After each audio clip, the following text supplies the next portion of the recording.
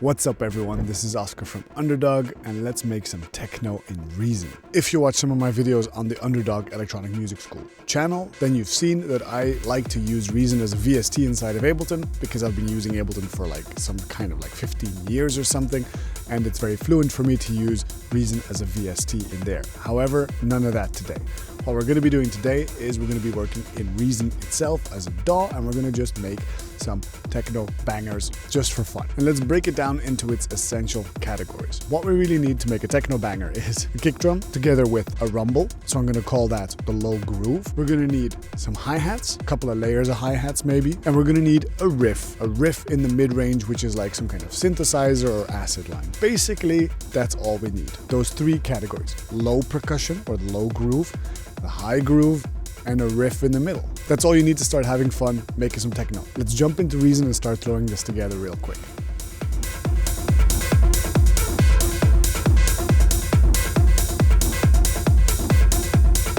Alright, here I am in Reason and let's throw something together. One of the things about techno is you don't have to be too precise. We can be quite loose with this. It's about rawness of the emotion and it's supposed to be just fun to do this, right? I've also started to understand that everyone seems to use Reason in a slightly different way. So if you have any organizational tips on how to keep your project organized in Reason, drop them in the comments below because I'd love to know. Like this video and subscribe to the Reason channel. They have a whole bunch of really cool videos coming out regularly. Now, for simplicity's sake, I'm going to work horizontally. I'm going to work from left to right. And so I'm going to add a kick drum. Like I said, part number one is a kick drum and a low groove, right? I'm just going to do a Kong drum designer.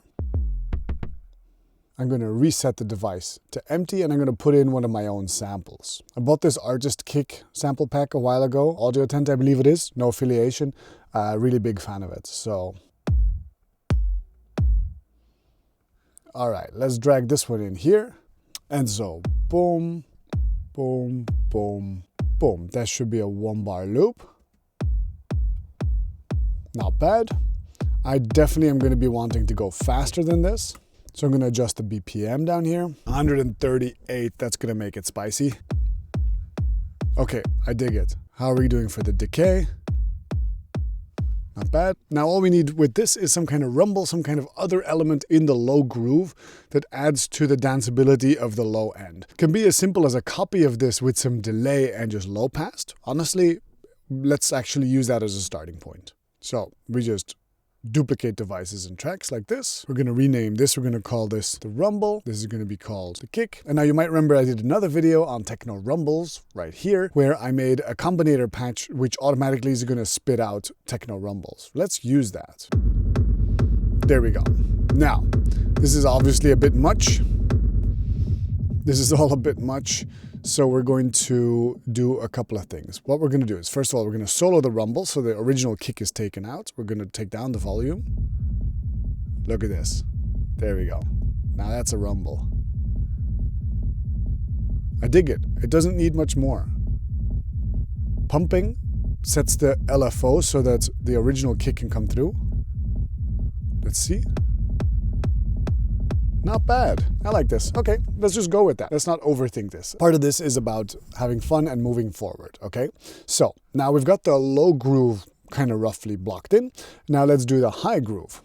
I'll move over to the side and create. I'm a big fan of just using the Redrum. It's one of the ones I've been familiar with for years and years, so let's just go with that. There's a global setting, by the way, in the preferences. When a device gets loaded, you can just have it loaded empty. But I'm going to put in some 909 samples here, and I'm going to specifically put them in, I believe, on 8 and 9. I'm going to go to the Gold Baby drums. Big fan of Gold Baby. Again, no affiliation.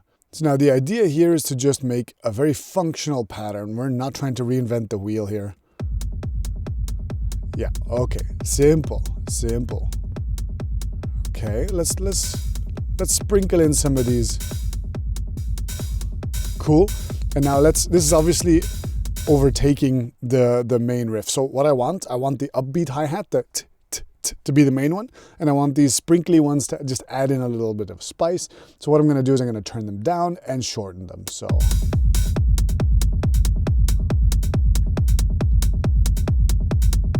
That's dope. When your hi-hats are not aggressive enough, in Reason, it's easy peasy. What you gotta do is you just gotta slap on a scream distortion on there. That's quite nice. It's fine. I kind of want to hear a bit of delay on here, a little bit of echo, so let's do that. Let's put the effects and we'll go for the echo. There we go, this one. Make it very dry, so we don't want a lot of it. Maybe 1/16 note. That's cool. I think it could be ping-ponged as well. That might be nice. Ping-pong. Bit of feedback. Yeah, now everything's kind of blending more together. Cool. That's a nice layer in the highs. Now, for me, this is not enough. I think we do need a few more layers. We're going to need at least a ride cymbal on top of this, and maybe an open hi-hat variation of this as well. And let's take the same signal chain, duplicate it, and we're going to make this the ride. And for the ride, all we got to do is find a ride sample. Excellent, excellent. Now, of course, this is way too loud. Maybe no echo. Yeah, no echo on that. And the scream, maybe something different. Nice, okay, cool, excellent. Now, as things are evolving, later on we might want to come back and we might want to beef up the low groove a bit, make it a bit more pounding. I don't know. At this point, we're kind of creating a sketch that you can go several directions with, right? But I just want to give you a recipe to get you going in the right direction, start having fun making some techno. Now, the third element, the main element that we're missing is the riff. And the riff can literally be almost anything. And maybe the most characteristic riff would be the Acid 303 kind of synthesizer. So that would be an acid line, usually played on a TB303, but basically any monophonic bass synthesizer will work. And because our low end and our high end is not tonal, we're very free. There's pretty much no music theory involved. We can play almost literally anything. Check out my music theory for techno video, where I talk a little bit more about harmony in this kind of banging techno, or the lack thereof. Anyway, Reason has some wicked player devices that allow you to basically generate musical riffs from scratch, and you can get really playful and really sort of use and abuse things. So to move further to the right here, what I'm going to do is I'm going to create a new device and drag it to the right. And what I'm going to do is I'm just going to put in some kind of synthesizer, something that's going to be able to give me a pretty nice lead sound. And I think that I would love either some FM synthesis, that'd be super nice. Maybe some friction, which is physical modeling synthesis. I do love myself some physical modeling synthesis. Let's grab this now and drag it off to the right to keep things nice and organized. So I've got my drums on the left, my high drums on the middle, and my riff on the right. Now, this synthesizer, you're gonna have to play some notes to get some sound out of it, and that's not what we wanna do. A lot of techno composition does not assume that you are able to play an instrument very fluently. Instead, we work with manipulating sequencers, or as they are called here, player devices. So we're gonna add a player device, and there's a couple of different ones that we could go for. Now, the pattern mutator is the most obvious riff generator, and the bassline generator would be the second most common one. Both of them are possible. For example, in the pattern mutator, step record, you're gonna turn on keys over here, and then you're going to record a couple of steps. Okay, that's just a couple of steps. Doesn't really matter what the length is. And I'm gonna hit mutate on that. Eventually what I'm going to do is I'm going to set the resulting length to 8, and let's just tweak the parameters a little bit here. Mutate. It's going to create all these weird variations, and when I hit play, that's awful. Mutate. Now, we've got a violin kind of sound over here, and that's really not the kind of timbre we're going for. These are actually all very faithful to the acoustic sounds that they're modeled on, and I was kind of hoping for something a bit more abstract. However, of course, when something is not techno enough, all you gotta do is slap it into a scream. And so let's take the length to something that would create a polymeter. Oh. The polymeter is not really happening because on the sequencer we keep going back on the loop. Let's make this loop quite a bit longer. Let's make it at least 8 bars. And remember, we're going to have to copy over our kick drum for that. I'm not going to be satisfied with this friction, so let's replace it with something else. Let's instead replace it with the algorithm. Hopla. Ah, dope. Okay, instantly groovy. Let's look for some different patches. This is kind of, it's got this like softness to it, that then we can contrast that with our kick drum, right? It's not bad, it's not bad. Okay, so if we want to lean into this, we got to think in terms of contrast. Let's keep this soft and sweet, and let's make the drums even rougher and grosser. For that, I think the main kick drum is the main culprit. So let's add to that some kind of distortion. And scream distortion might do it, but one thing that I use a lot and that I really enjoy is the Sound Toys Decapitator.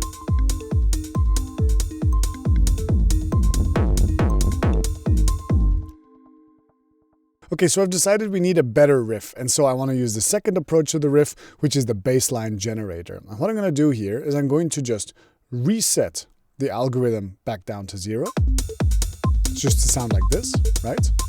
And we're going to replace this with a bassline generator. So the bassline generator creates a riff where you can balance on-beat notes and off-beat notes, and so you get something like...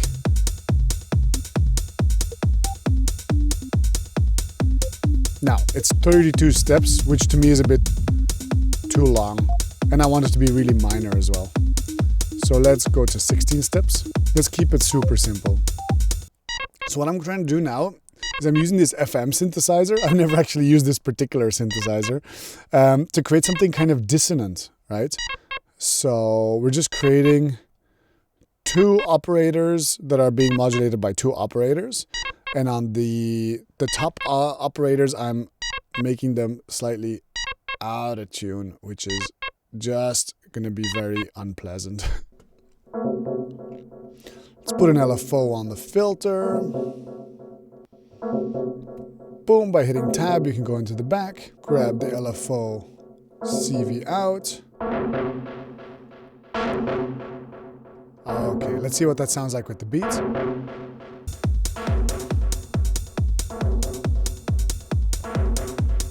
I don't like the bassline generator pattern right now.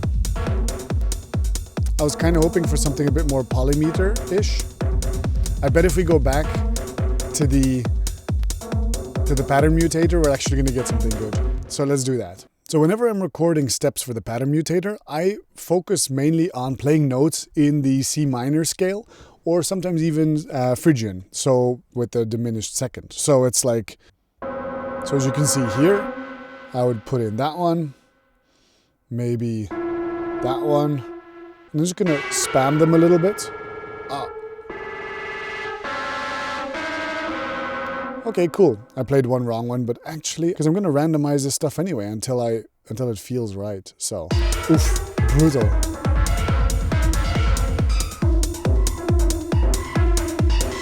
Okay, one of the things that you get with one of these techno sound sculptures like this is that you want everything to seem like it's reacting to everything. So we're going to put a little bit of a sidechain compressor on this lead line on this riff as well, just so it dips in time with the kick. And I'm going to go to effects, and I'm going to use the easiest way that I know, which is just to use LFO tool for this. That's my favorite. LFO tool will give you a curve like this, and it will just make the lead dip every quarter note. I want to pitch this down an octave, so what I can do is I can send to track. That way it's going to disable this player device and instead put all those notes on the sequencer. So we can go overlook at the sequencer. All the notes are here. I can select all the notes and simply move them down, and they start here on the C, so I can go.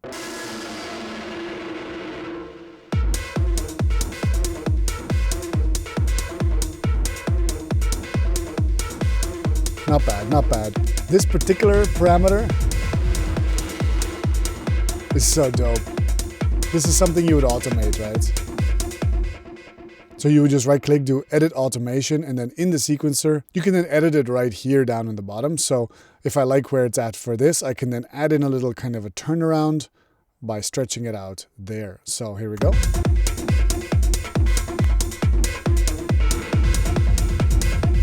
So there we go. So we can actually vary this a bit more over time. I think it deserves that.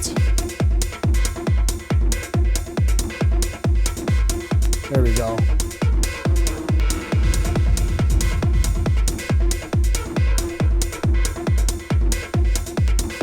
So that makes this riff, a more living, breathing thing. Cool, let's add a longer hi-hat as well. That's gonna give us a bit more energy. Honestly, I'm just going to, again, grab this, duplicate it, call this the long hi-hat. Keep everything real simple. Mute the short hi-hat, mute the ride just for now. Maybe just solo this. And in here, I'm going to mute the short hi-hat, grab the long hi-hats, play it on the upbeats.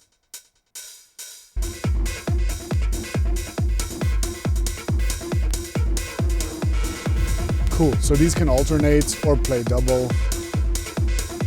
The ride and the long hi-hats obviously mask each other quite a lot.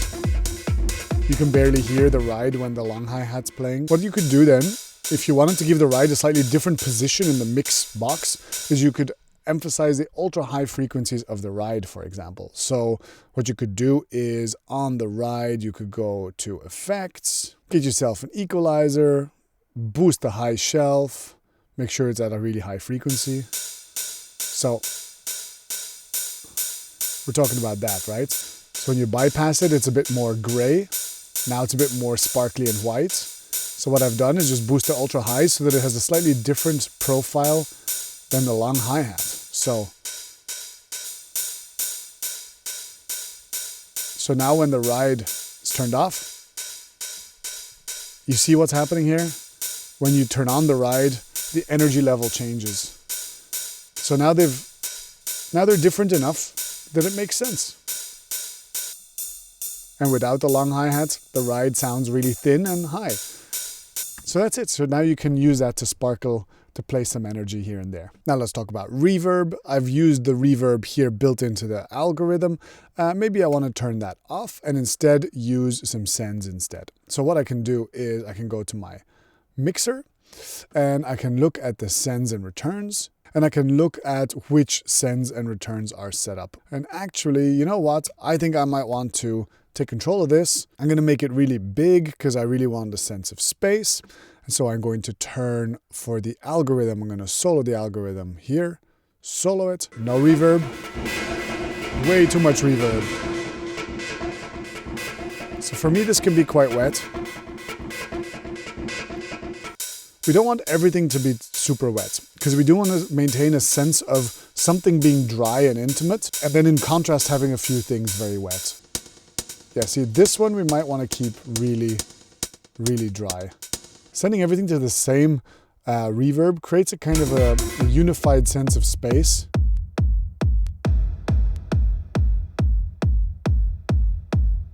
Hang on.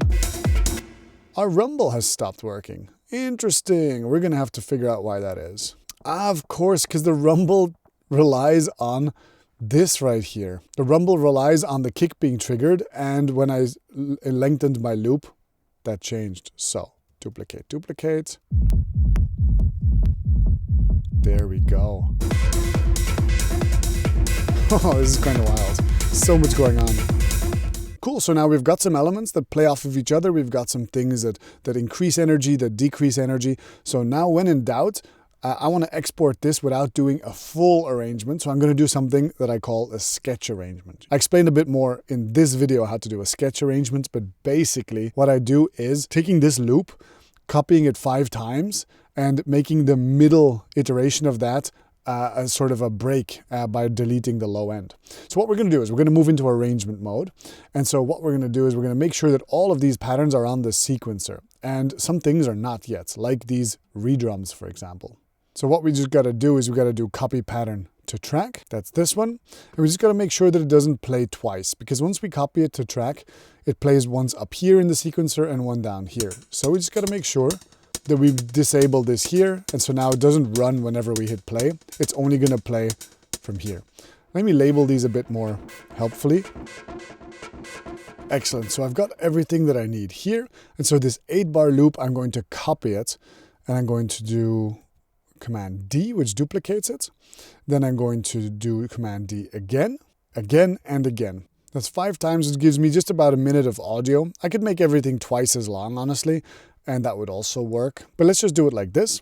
And so for the middle 8 bars, we're going to remove all the low end. And maybe we're also going to remove, Actually, we're going to remove all of the hi-hats as well. Why not? And so what we now want is for the first 8 and the second 8 to be somehow distinct. So what I'll do is I'll remove the hi-hats here and the rides here. I'll remove the rides here so they only come in over here. And then we can go back down energy level wise here. So this is a small sketch arrangement. Let's see what this feels like.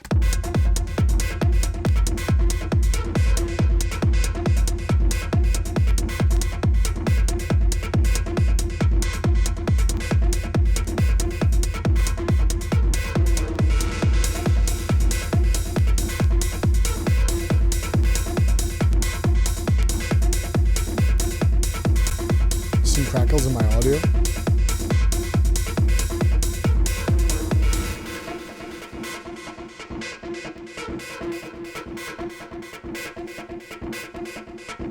This is the break, bit of tension.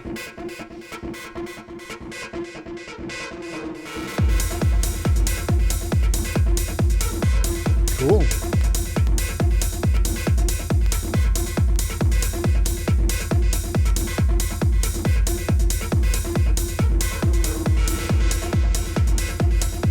Energy shifts again.